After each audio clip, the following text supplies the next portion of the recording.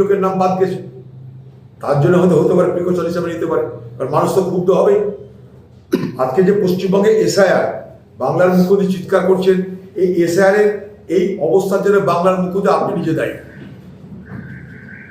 প্রথম দিন থেকে আপনার চালাকি, প্রথম দিন থেকে আপনার নেতৃত্বে এই পশ্চিমবঙ্গের প্রশাসনের নির্বাচন কমিশনকে মদত, তারপর আপনি সমস্যা তৈরি করে সমস্যার ফয়দা নেবার জন্য ময়দানে নেমেছেন। নির্বাচন কমিশন এটা করবে, রাহুল গান্ধী সব থেকে আগে সতর্ক করেছিল ভারতবর্ষের মানুষকে, শুধু বাংলার মানুষকে নয়। যে আজকে নির্বাচন কমিশনের যে এসআইআর প্রক্রিয়া, এই এসআইআর প্রক্রিয়া ডিলিশনের প্রক্রিয়া, নাম বাদ দেওয়ার প্রক্রিয়া, নাম জোড়ার প্রক্রিয়া নয়। সর্বপ্রথম ভারতবর্ষের মানুষকে রাহুল গান্ধী, ভারতবর্ষের সব পার্টি নেতা থেকে রাহুল গান্ধী সমস্ত কিছু বুঝিয়ে বলেছিল। সেই সময় বাংলার মুখ্যমন্ত্রী চুপ করেছিল, না বিধানসভায় না লোকসভায় কোথাও পশ্চিমবঙ্গে তৃণমূলের কোনো আওয়াজ সেটাকে দেখা যায়নি। আজ যখন দেখছে নাম বাদ যাচ্ছে, চলো ভদ্র বলে রাজনীতি করতে হবে। নামটা বাদ গেল কেন?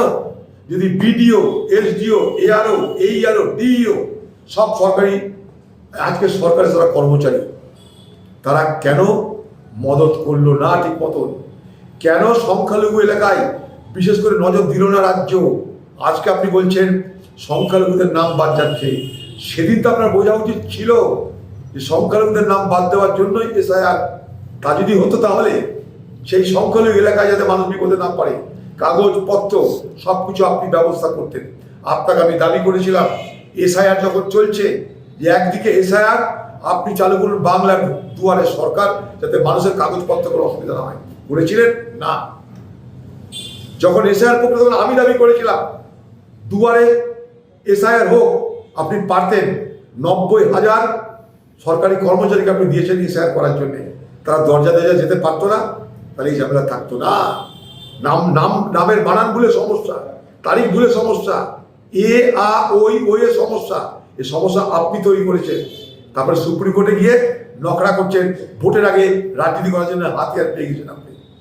দেখুন বিজেপি নেতারা তো টার্গেট করেই এসছে এখানটায়, নির্বাচন কমিশনের সামনে রেখে। কেউ মৃত তাকে আমরা বলি না জীবিত, কেউ জীবিত তাকে আমরা বলি না মৃত। তাতে কি বাদ গেছে না আমাদের তারা জানে। আমার বক্তব্য হচ্ছে যে যারা নাম বাদ গেছে তারা সবাই রাস্তায় বেরিয়ে আসুন, তাদের সকলের জন্য আমরা আছি। কার নাম বাজাচ্ছে, কেন বাজাচ্ছে, তারা সবাই বেরিয়ে আসুন রাস্তায়। এই জিনিস যে হবে, এটা যে হতে পারে, এই সম্ভাবনার কথা সব থেকে আগে আমরা বলেছি। সব কিছু হয়ে যাওয়ার পর যখন রুগী মরে গেছে, তখন তার উপরে আতর ছিটিয়ে বাংলার মুখ্যমন্ত্রী রাজনীতি করতে পারেন না। সব থেকে আগে রাজ্যকে এগিয়ে আসতে হবে। সুপ্রিম কোর্ট যান কালকে, সুপ্রিম কোর্ট কালকে যান, বলুন যে ভোটারের ভোট দেওয়ার অধিকার কেড়ে নিলে আমরা বাংলায় ভোট বয়কট করবো। বলুন, মানুষের ভোট দেওয়ার অধিকার না থাকলে বাংলায় ভোট বয়কট করুন বাংলার মুখ্যমন্ত্রী। চলে যান সুপ্রিম কোর্ট। যোগ্যতা থাকা সত্ত্বেও যদি ভোটারের নাম তালিকায় না ওঠে, তাহলে এই ভোটের কোনো মানে হয় বলে মনে করি না। কেন্দ্রীয় বাহিনী তাদেরকে জিজ্ঞেস করুন, তৃণমূলের শাসনই চলবে? মানুষকে ঢুকতে হবে। কেন্দ্রীয় বাহিনী কি ঢুকবে? আমরা ঢুকবো, মানুষ ঢুকবে। এই জায়গায় যেতে হবে, মানুষকে ঢুকতে হবে। সন্তান এই তৃণমূলকে মানুষকে উৎখাত করতে হবে। যারা বলছে কথা তাকে বলি, বাংলার মুখ্যমন্ত্রী তার কথা বলছি। যদি আপনার মনে হয় যে বাংলায় বৈধ ভোটারের নাম বাদ যাচ্ছে, তাহলে ভোট বয়কট করা দরকার। সিদ্ধান্ত নিন বাংলার মুখ্যমন্ত্রী, সুপ্রিম কোর্ট যান। আমি প্রথম দিন থেকে বলেছি বৈধ ভোটারের নাম যদি তালিকায় না থাকে, তাহলে সেই ভোট অর্থহীন হয় আইনে। কারণ ভোট দেওয়ার অধিকার সাংবিধানিক অধিকার, অর্থহীন হয়ে যায় তাদের সেটা।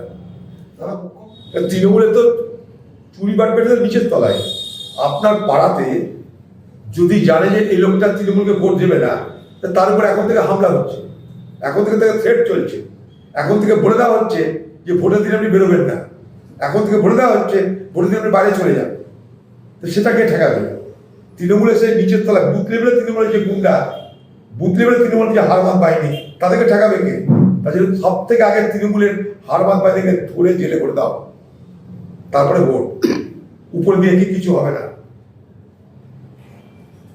বজওয়াটির প্রশ্ন এটাই হওয়ার সম্ভাবনা বেশি। প্রক্সি ভোট দিবে, আপনার ভোট তৃণমূলের নেতাকে দিয়ে আসবে। আপনি প্রতিবাদ করবেন তবে তো। আপনি তো প্রতিবাদ করবেন না, কারণ আপনাকে বলে দিয়েছে প্রতিবাদ করো না, সেই হিম্মত নেই আপনার। আপনাকে বলে দিচ্ছে আমরা থাকবো এখানটায়, সেই হিম্মত করতে পারছেন না, ফলে আপনার ভোট আরেকজন দিয়ে দিচ্ছে। এটাই বাংলায় প্রক্সি ভোট হয়, এটাই বাংলায় চৌর্যবৃত্তি হয়, এটাই বাংলায় জালিয়াতি হয়। আমাদের ভিডিও ভালো লাগলে লাইক এবং শেয়ার করুন। কমেন্ট সেকশনে গিয়ে জানান আপনাদের মতামত। আরও ভিডিও পেতে আমাদের চ্যানেল সাবস্ক্রাইব করুন এবং প্রতি মুহূর্তে খবরের আপডেট পেতে প্রেস করুন বেল আইকন।